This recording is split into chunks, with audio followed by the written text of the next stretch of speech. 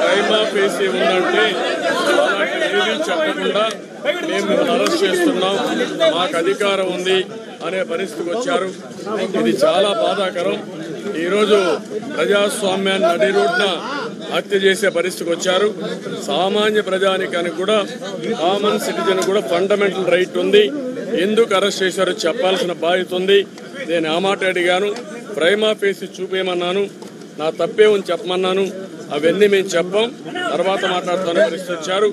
రాత్రి వచ్చిన వాళ్ళు ఇప్పటి వరకు దేనివల్ల ఏ తప్పు చేశారో చెప్పకుండా నన్ను అరెస్ట్ చేసి తీసుకుపోయే పరిస్థితికి వచ్చారు. చాలా బాధేస్తుంది.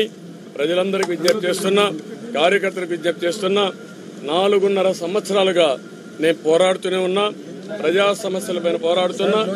ఈరోజు ఈ ప్రజా సమస్యలపైన పోరాడుతూ ఉంటే నన్ను అరెస్ట్ చేసి జైల్లో పెట్టాలని చెప్పి ఉద్దేశంతో తీసుకుపోతున్నారంటే చాలా బాధాకరం. దీన్ని నేను చాలా తీవ్రంగా ఖండిస్తున్నాను. ఒక ప్రణాళిక ప్రకారం నన్ను ప్రజల సమస్యల్ని పోరాడనీయకుండా అడ్డుకోవాలనే ఉద్దేశంతోనే భయభ్రాంతులు చేసే పరిస్థితికి వచ్చారు. హక్కు ఉంటుంది, ఎఫ్ఐఆర్ లో ఏ సెక్షన్ ఉంది, దేనికి అరెస్ట్ చేస్తున్నారని చెప్పాలని ఉంటుంది. కానీ ఆ నిబంధనలు ఎందుకు పాటించకుండా ఇంత కఠినంగా తీసుకెళ్లాల్సిన అవసరం ఏముంది? ప్రైమా ఫేసి ఉండాలి, తప్పు చేసిన వాస్తవాన్ని నిరూపించాలి, అప్పుడే కేసు పెట్టాలి.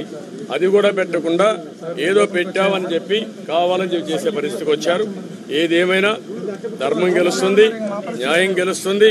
వీళ్ళు ఎన్ని చేసినా కూడా ప్రజల తరపునే ముందుకు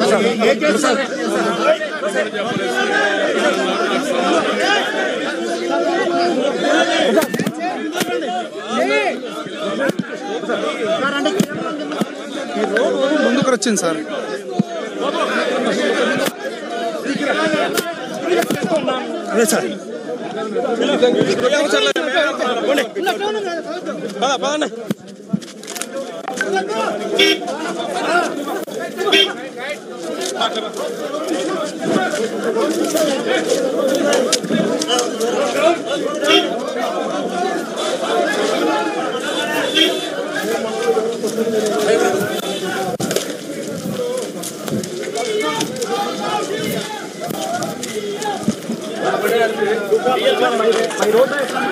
ప్రస్తుతానికైతే బై రోడ్డు వాళ్ళు సరైన సమాచారం ఇవ్వడం